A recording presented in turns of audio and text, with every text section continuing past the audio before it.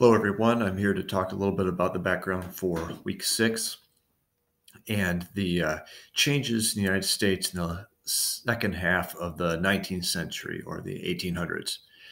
Um, we looked last time at the Civil War and Reconstruction, and one of the things we see coming after the Civil War is the Industrial Revolution really hitting its full stride. Of course, we saw in the first half of the 19th century, first half of the 1800s, that there was a lot of change. Commercially, the economy becoming more nationalized.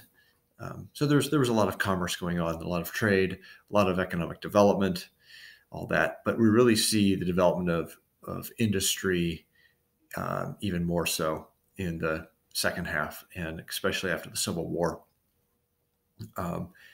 And why does that matter?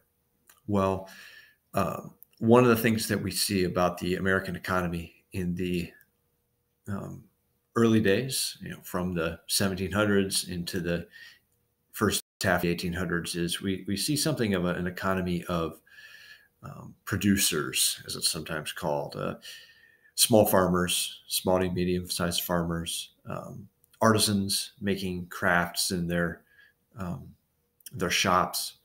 So a nation of shopkeepers and farmers, at least in some way. And not that they don't sell their goods for profit, not that they don't get involved in a larger commercial economy. A lot of times they do. But this idea is still that there is a nation of farmers and shopkeepers. Yes, there are factories too, but not quite as important as they come to be. So there is more of an economic independence, at least that's the ideal. Of course, the farmers and shopkeepers have people working for them too, right? But the ideal is economic independence, not necessarily working for someone. Well, industrialization makes that a lot more difficult. It means that goods are going to be made more and more in factories, with a lot of hired workers working for factory owner. And they can make large amounts of goods for less money. It's replacing traditional craftsmen. Okay. And in many ways, that raises people's standard of living. People can afford to buy more. The goods can be made in greater quantities, so they're cheaper, right? And perhaps even over time, higher quality.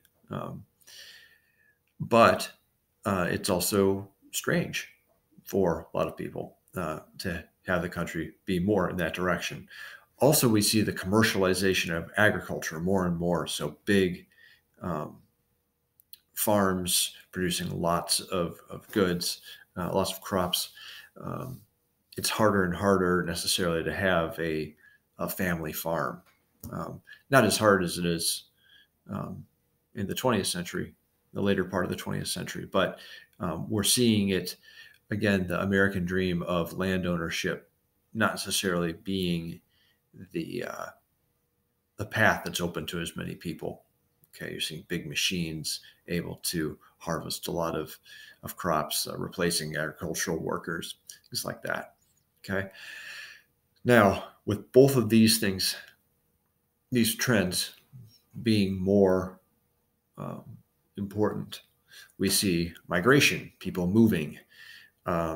As not as many people are needed on the land in the farms, there are going to be people moving from cities to rural areas looking for work.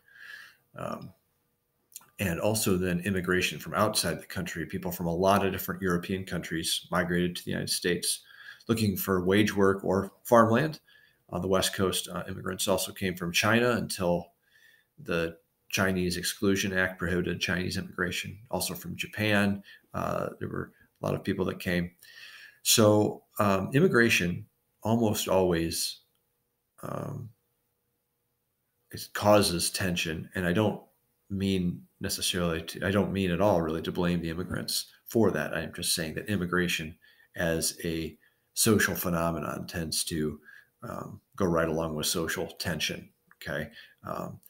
If people are concerned about the new immigrants fitting in, if they're concerned about their cultural practices. And one of the major concerns that a lot of people had was the increasing number of Catholic immigrants, concerned that Catholics didn't know how to be free. Sounds strange now, perhaps, but the United States had been a very much an English Protestant country. And so it brought in some of the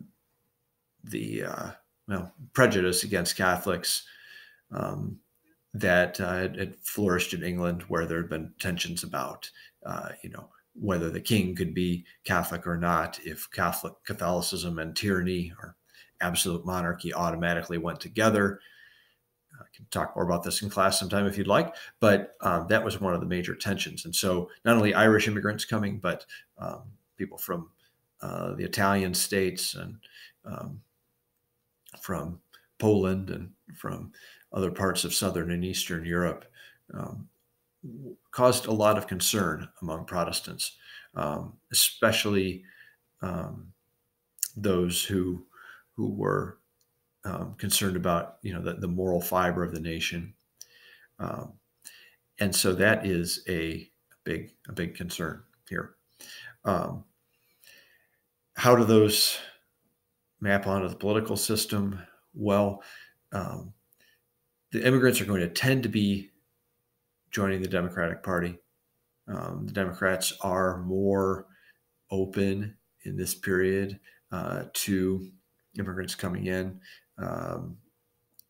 In a strange way, you might say that the Republicans for a long time had been, like the Whigs, sort of a party of good Christian America, good Protestant Christian America.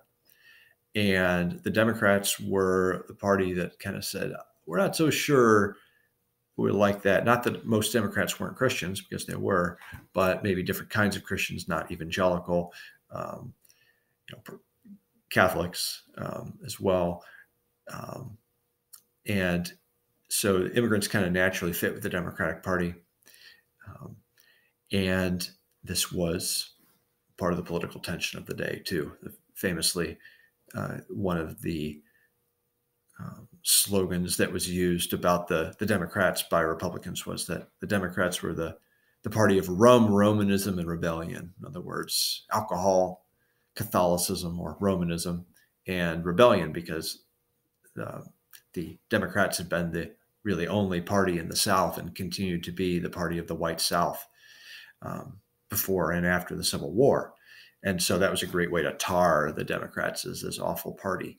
Okay, and of course, Democrats had their own complaints about the Republicans, too. It was an era of a lot of difficult criticisms of each other. So those are some of the major trends here socially. We also see that with all these questions, there's a lot of about society, questions about society. There's a lot of pressure to sort of address these questions politically or through movements. And so one example is the populist movement. That's kind of ideally a farmer and worker movement to try to protect farmers and workers against the growing concentration of wealth and power in the major banks and corporations. Doesn't really get very far, but it's an attempt. Another would be the other various farmer movements, labor unions, okay, the social gospel movement, which argued that Christians ought to be more concerned about these social questions and be trying to bring about a sort of almost a heaven on earth type of idea of reconciling these things now instead of waiting for a later sort of solving of all these things and the return of Christ. And so all these kind of movements are looking at ways to solve the question of how do you deal with all these modern changes. Now, another part of all this is the social sciences. Okay, the social sciences are increasingly having prestige and being prominent in universities, sociology, for example, trying to figure out, how to organize society, what's best, how society works, and how to solve some of these social problems. Okay. Into this mix of things come the progressives. Okay. The progressive era in the late 1800s, early 20th century was something we'll talk more about and you'll read about. But the progressives are basically those who see themselves as trying to save society. They're more optimistic about experts making decisions that will solve some of these problems.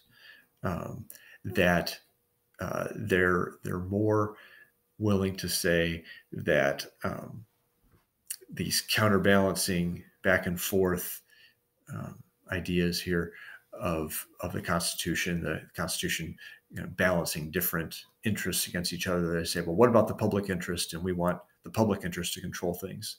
And they seem to be more confident that through experts, through good leadership, moral leadership, that a clear public interest can be identified and can be acted upon. Okay.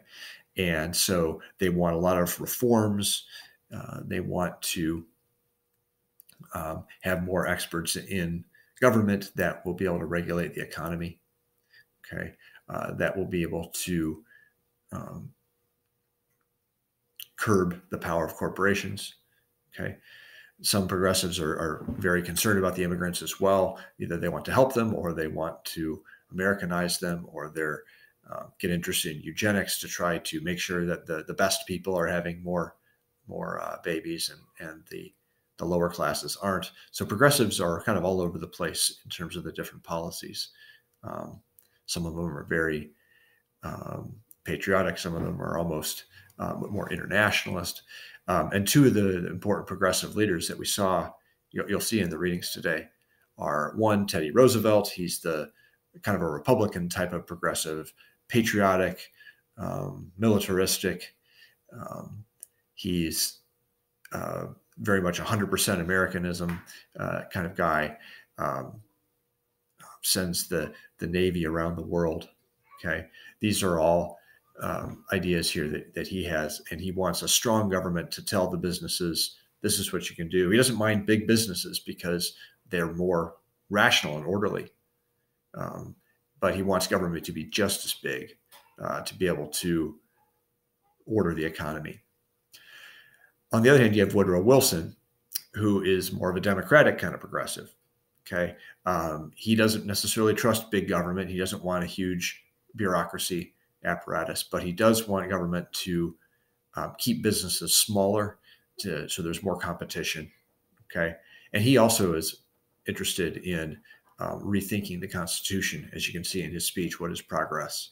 Okay, he wants to reinterpret the Constitution in a Darwinian understanding, where government is an organism, right? Government is something that works together instead of always being counterbalanced, three branches counterbalancing each other, instead of that Newtonian framework, he calls it.